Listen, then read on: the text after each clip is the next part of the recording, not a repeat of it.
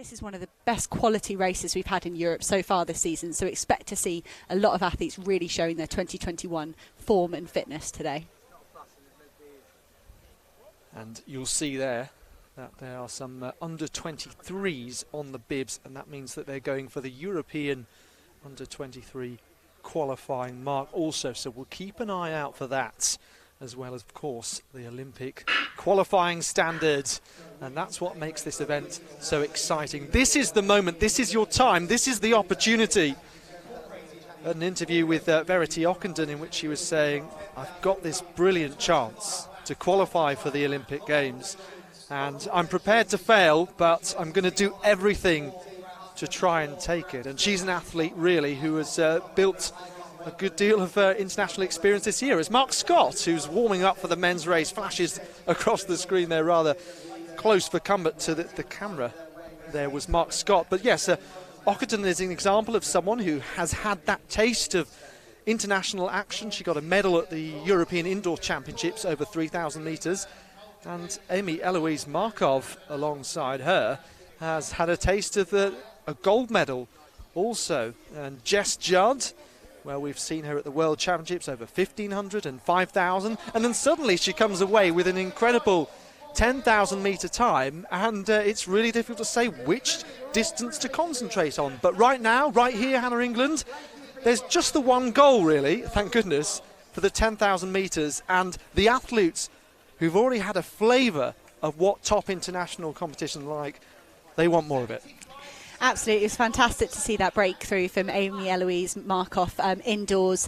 Really, she spoke a lot about seizing that opportunity, and Verity Ockenden picking up that bronze medal there as well. They're both athletes that I've been so impressed by this year, just taking every opportunity that they've got, and they've done that in the American season so far with those low 15-minute runs, and the Amy Eloise Markov getting so close to that qualifying time, as did Jess Judd. But they've got another opportunity tonight, but Ailish McColgan is the only British athlete with the qualifying time, so her job in terms of that Olympic qualification is just to be in the top two of the British athletes. We've still got to ask questions of Amy Eloise Markov and Jess Judd to see if they can get underneath that qualifying time, but they've got fantastic pacemaking as we've seen so far. As you can see, Michelle Finn, an Irish steeplechase specialist but an experienced pacemaker, she's right on those green lights that we think are 8 seconds underneath the qualifying time. They're on 31.20 when the ladies need 31.28, so you've got Michelle Finn at the lead there, but already we can see Amy Eloise Markov. There she goes right, I need to move forward and get myself on the back of that group and give myself the chance at qualifying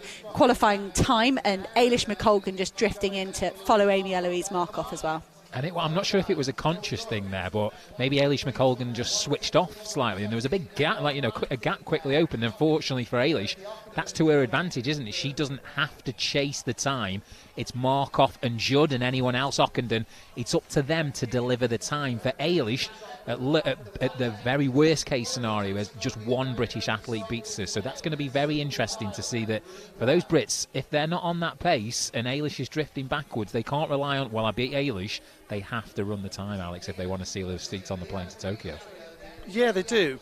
I mean, the bonus is that they're very, very close to it, of course, and you just have to look at some of those times. I know we've already given a bit of a fleeting attention, but Amy Eloise Markov 31.25.91, Jess Judd 31.25.98, and 31.25 is that Olympic qualifying time, and it's actually 5 seconds underneath that the green lights are going at. So that gives them an opportunity, really, to be a little bit ahead, which is interesting, Hannah, because the previous qualifying times, or the previous relevant times that green light was showing was slightly different. It was dead on. So how do you think that changes the race if the green lights are then ahead? I think these British girls, we can see we've got 4 British girls that have cemented themselves in this front group so far. They've got to race each other. There are 2 elements. There's the position and the time, but they've got such an advantage in that they can just race their teammates as well, while they're surrounded by this fantastic European Cup international field as well. If we had a standalone British trials, it would be a lot harder to keep a field moving and have that qualifying time as an option. They will be joined by other quality athletes, as we can see around them right now. But these ladies, they've got to race each other and that green light. Yeah, Susan Jeptu is also in that leading group, the French woman in the navy blue. Now, she ran a 2-hour 37 marathon in Bangladesh in January. We talked about marathon runners. One of them won the women's B race, in fact, Horokova, and there were 2 Czech athletes in that, both of whom were sub 2 hours 30. And it was actually part of a compromise. They weren't part of the A race, so they were allowed to set the pace at 33:30.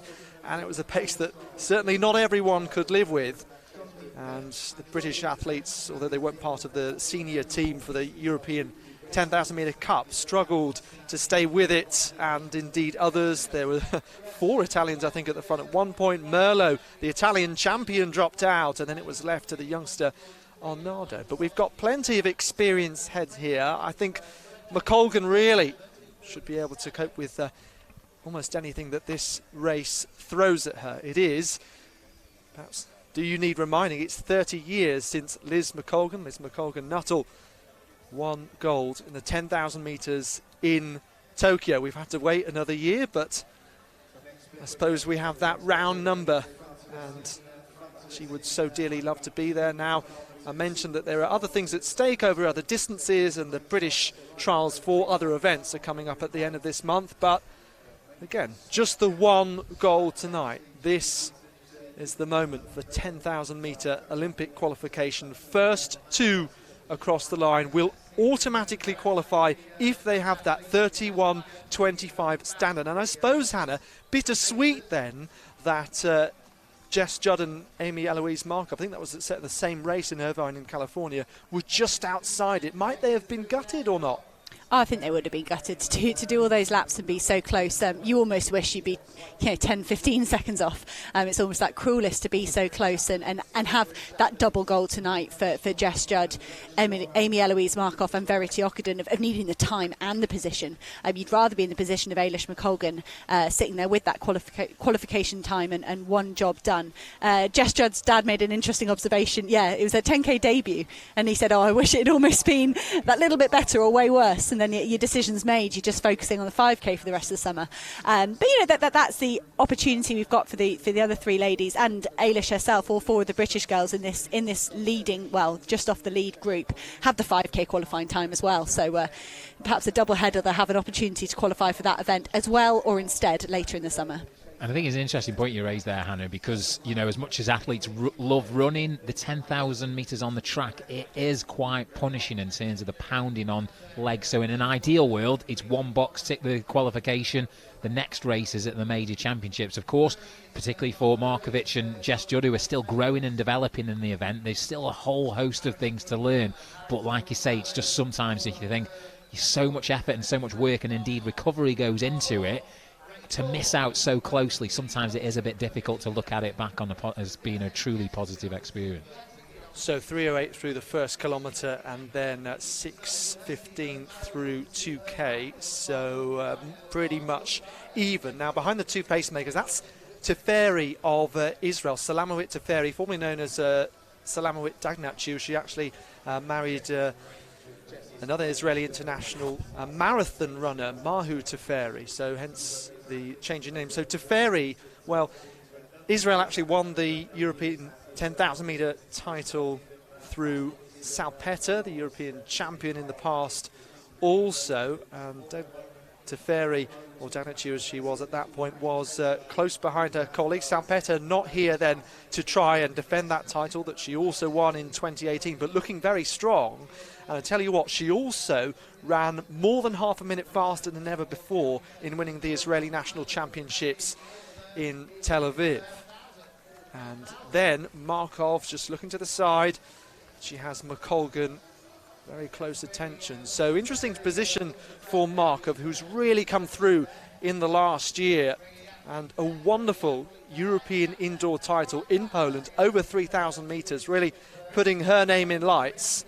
And you just wonder what she could do here today. Of course, we could face a situation where she is in the top 2 as far as the Brits go, but still has that 31:25.91 as her fastest time. And there are all kinds of criteria that are involved in that. And, well, Hannah, I don't want to dip you in the deep end as far as explaining it fully, but basically if Amy Eloise Markov is, let's say, second of the Brits and doesn't have the time, she still has put herself in a great situation if she's in front of anyone else. She has, Alex, yes, and there is a British athletics qualifying standard that is a little bit slower at 31.36 that she has, but that's attached with the caveat that you have to have a World Athletics invitation to the Olympic Games to even be considered. It's not those two things definitely get you on the plane. It's those two things get you in the selection conversation, but that will take into account overall team size. That will then, when you move to kind of going, what's our overall British team size for the Olympic Games, and can we justify including someone that has missed that automatic time? But I think these British girls here, they're joined by the French athlete as well. They're moving well as Jep 2. They're moving well. Rumour had it Ali Cash, an American at the front, was going to go as far as 9k. I don't quite know the rationale behind that, but that'd be fantastic. She's doing a great job for Teferi there, but I'd love to see those other 5 girls get closer and take advantage of the fact that Ali Cash might stay in the race that long to help. Yeah, Ali Cash doing a great job. I think she's a volunteer assistant coach at one of the universities in the US, doing a great job out there. Teferi looks like she's very keen to get on with it as well. They are right with those lights, which, to explain again, if you just joined us, are 5 seconds underneath the Olympic qualifying time of 31.25, and there are a second set of lights further back also, and they are going at 32.15, which is the England Commonwealth Games standard, and also it helps those further back. Talking of those further back, but not too far at this point, the Brits all running line astern, and we talked about how that was the case, maybe a bit of teamwork before, but really, Tom Gale, there's a strong individual battle here between those Brits. Fascinating, Alex, because of course with our European Cup head on, this is brilliant for Great Britain because, the Teferi's out in front, she's looking as though a commanding leader at the moment, but the fact that there's 4 Brits within, you could throw your duvet over the top of them in terms of that aggregate quickest time. Undoubtedly Great Britain are in a really strong position very early on. But will that work to the detriment that, particularly from Eilish's point of view, the further she gets into the race, the more comfortable she can arguably feel in terms of, I don't need to force this, I can maybe hold back. But you would think equally so, the competitor she is, and that European Cup element to add it to its stake. It's not like in the 3As what we'll see maybe in a few weeks' time from a British athletics point of view, where someone can just literally get around and try and do as little as possible in terms of trying to qualify. Eilish knows that she's contributing to an overall team score as well, so that surely will keep, not that we could doubt her honesty in that, but that's going to keep her going as well to do the very best for British athletics. Keep your eyes peeled, don't go anywhere as the temperature drops a little inside this University Birmingham Athletics Stadium, the track here, and those supporting the athletes, because it isn't a spectator event, have been doing their best to really egg these athletes on in the latter stages, and hopefully we'll see that once again. But of course, what an inspiring thing for a university that had Usain Bolt and Johan Blake and co training a few years ago. I think they even gave a shout out on live TV at the World Championships to Birmingham. It's the Commonwealth city as well for next year, and a huge buzz about that going round, which is brilliant to see. And we'll keep an eye also on the Welsh and Scottish standards as well, with the red lights further back focusing on the England standards. Teferi now out front on her own, so Cash not going nearly as far as expected, which is quite interesting, Hannah. It is, yeah, and athletes, she's her own athlete in her right. If she's struggling with something or something's tight, she's got to protect her own summer season as well. You see Teferi there on her own. It'll be interesting to see how Teferi pushes on. She's not that far away from lapping athletes. She's about 80 metres away from lapping. As the British quartet, they come through all together through that line there. They have dropped Jep 2 of France there a little bit, so she is isolated in 6th place. But for me, Verity Okudun looks like she's pulling that group ever so slightly back towards Teferi. And wouldn't that be great if she could get herself back towards that lead? As for me at the moment, Amy Eloise Markov, apologies, using her maiden name, just dropping a tiny bit off that group. There's a bit of a gap opening up between her and Jess Judd, but I'm sure Amy Eloise Markov will keep her mind on the task and hopefully claw herself back into that group to keep it as a group of 4 Britons in 2nd, 3rd, 4th and 5th in this race. We see Louisa Gago of Albania there as well, one of the athletes, Alex, you mentioned, with terrific range. I think she's a 4:03 runner, a record holder from everything from 800 to the marathon. You can see Charlotte Arter, Jenny Nesbitt there running together right on that red light, which is at 23:15. So that would be underneath the Welsh Commonwealth standard of 32:15. The Welsh standard being 32:30. So those girls doing a fantastic job keeping on those red lights. That's huge, because we were watching the BMC Trafford Grand Prix recently. Jenny Nesbitt was doing so well out at the front, but she was just off the 5,000 standard for Wales. So how great would it be for her to make her 2nd Commonwealth Games in Welsh colours? Now, Markov a little bit further behind. You just can see a flash through of those top 3 Brits, but what a terrific job that Teferi is doing. Just to remind you then, those green lights are 5 seconds underneath the Olympic qualifying time, but Teferi, the Israeli athlete who ran 31:43 recently, looks like, of course, she's also going for that Tokyo qualifying time as well, don't forget, and looking in brilliant form. The absence of Salpeter, who we thought, well, she's the top Israeli, she's the one who might try and defend her title that she won in Highgate so brilliantly, and it's Teferi who's taking up that mantle. And also, there was a brilliant battle last year, or the year before, the last edition of these championships. I forget. Hey, last year doesn't count, does it? Steph Twell actually won the race overall, but wasn't entered as part of the British team.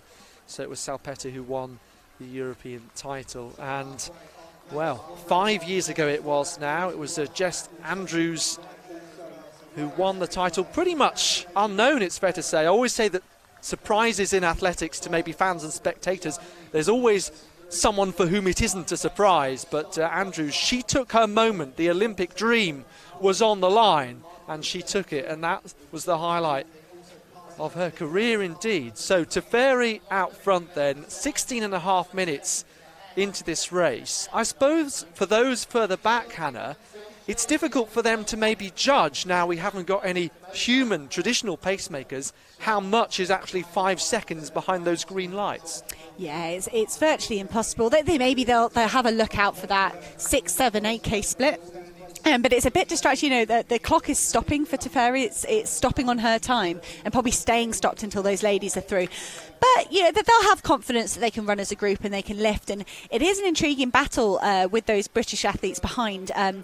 You know, does Eilish push on and try and drop one of them to make it a 2-horse race for those 2 Olympic qualifying spots, or does she just keep her powder dry? She's got a fantastically fast 1500 metre speed. Does she back her sprint finish just to get herself in the top 2 out of those 3? So see Teferi here just running alongside those lights. She was slightly ahead, you know, a couple of laps ago, and she's now right on them. But potentially making that choice to have that company, have that gauge, rather than being ahead and running blind. But Verity Okudin doing a lot of the running in this second group to keep that pace moving. I thought they were making inroads on Teferi, but I don't think they are anymore. I think they're pretty static in that with that gap behind her. No, it's a very good point, Hannah, because Teferi, to all her credit, I thought potentially she was vulnerable out there. She was going to get swallowed up. The British girls behind her all working together.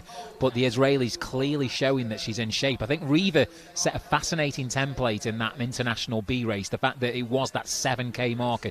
And remember, if we can recall, viewers, if you did join us, he opened up such a big advantage in the space of just 800 metres. And that was because he was biding his time. And of course, at the moment, it looks as though Verity is doing the bulk of the work, but maybe for her, she maybe does feel as though she's got another gear.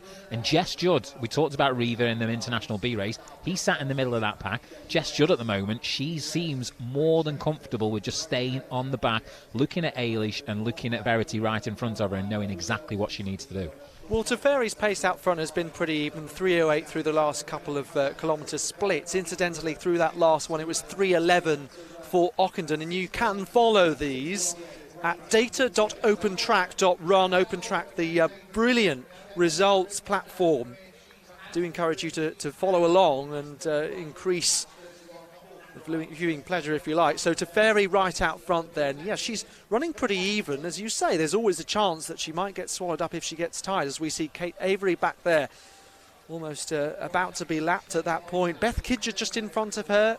She finished 5th at the European Team Championships. It was an excellent opportunity that I think she grabbed with both hands, because it was a wonderful race won by an Italian, and that's a team that have done very well. But it's Israel out front here, and Teferi looking very, very strong, looking quite composed out front. Of course, she's going to have to continue the work out front on her own for so long in this race with under 4K remaining. And just to point out the benefit, that second wave, Charlotte Arter, a Welsh athlete, he'd set at 32 minutes and 15, and so for Welsh viewers, Charlotte Arter is bang on that Commonwealth Games qualifying standard pace. Yeah, Kate Avery looking like she's quite tired there, as we are 20 minutes into this race.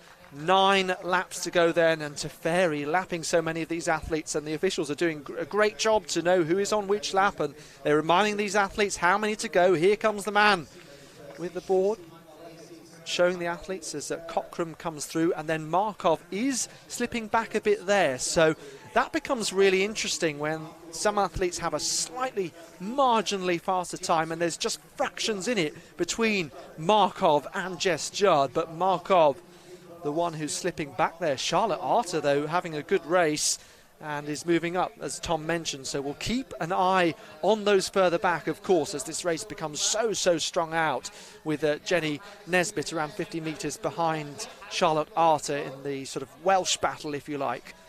And here is Teferi then, just trying to spot her in the white and blue in Israel, then coming down into the home straight and about to put a lap on the aforementioned Beth Kidger. You're watching then live coverage of the European 10,000 metre Cup and Muller British Athletics 10,000 metre championships, with Olympic qualification at stake. Hold your breath for a moment. We have 8 laps to go, and here come the British athletes as Teferi hurtles round this first bend. And I can tell you, here we go, Ockenden, McColgan and Judd. Line astern, so Markov slipping back all the time, and well, you wondered whether she'd be able to manage that gap for any length of time. Not really able to do so, unfortunately. So we'll keep an eye then on that gap, which is around 11 seconds at this point between Teferi and Ockenden, who looked pretty comfortable. And Verity Ockenden, we mentioned her European indoor medal. She's someone also, Hannah, who set a very impressive 5,000 metre time in California last time. Well, pretty much all of these Brits at the sharp end have had crazy success in California recently. That'd be one way of summing it up. But interesting really for Ockenden, because she's got a really fast 5,000 metre time. I know we said 10,000 is the goal today, but if she falls back in the later stages of this race, she can still be confident that she's having an excellent year. Absolutely, and I think, I do wonder, you've got that 5K time. That's got to be if you look at Amy Eloise Markov, is she got to go? She can take solace from that, but it's going to be a slog for her now, having been dropped by those 3 ladies and potentially seeing that automatic Olympic qualification out of her grasp. It doesn't mean that she might not still have a stake to claim for the spot in the individual 10K. But yeah, she probably will have to battle for that 5K spot later in the year. Yeah, well, it is interesting just to briefly reflect on it that the 4 women who have run the Olympic standard this year are McColgan, Ockenden, Markov and Judd, in that order. So it's the top people once again, and then it's McColgan who's run it this year in the 10,000 only, as mentioned. So 30:58 in California in February that was. So here comes Teferi putting laps on yet more athletes, including Hannah Irwin there we see, and Lee of Ireland, the 41-year-old who was 57th in the Olympic marathon in 2016. 33-32 runner. So some of those athletes now, they are working together, and perhaps we'll hope to have a good last 6 laps of the race, or indeed Teferi, that's the case for her. 24 minutes into this race, what kind of challenge is facing her in the last few laps. Tom Gale. From a British Olympic selection point of view, Alex, I think Jessica Judd needs to make a move, if I'm being honest with you. As we've talked about, it's so exhausting completing the 10 kilometres, and I'm not saying that she's reluctantly wasting this opportunity, but the time is there. There's still plenty, we still got over 2 kilometres of running left, but they are running out of time, and it's all credit to Teferi, because potentially some of those British runners would have been looking for signs of her slowing, and that maybe would have helped encourage them to try and pick up the pace and try and close in it. But the Israeli is in a class on her own. I think that race is won from her perspective. If I'm a Jessica Judd, I'm perhaps thinking, of course, I want to do my very best for British athletics, the European Cup perspective, but I need to have a really strong go at trying to claw back that time. So Teferi will come through, and she will have completed 8,000 metres. There'll be 2K to go, and she's going to come in around 25 minutes in a 25-lap beast of a race. And just look at all these athletes, the quality that's being lapped, including the young Dutch woman Jasmine Lau, who has won European age group titles, and Epis of Italy, who has the Tokyo Marathon standard, is a 2-hour 28 runner and is being put a lap on by Teferi, who until recently her PB was 32:16, I think, and is now 31:43 as a result of her Israeli National Championships comfortable victory.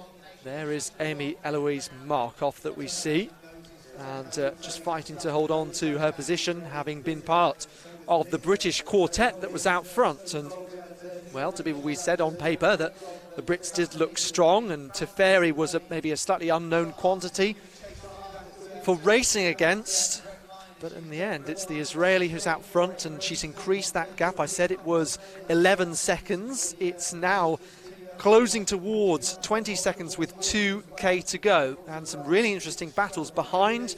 You saw Vari McLennan flash through, and she is with Lau and Epis. So 2 experienced internationals, and of course she will be an athlete aiming for Commonwealth Games back here in 2022 for Scotland. Multiple Scottish titles for her, so keep an eye on that. 4 laps to go now, and so many battles throughout this field, but the key thing to watch, here are now this trio of Brits.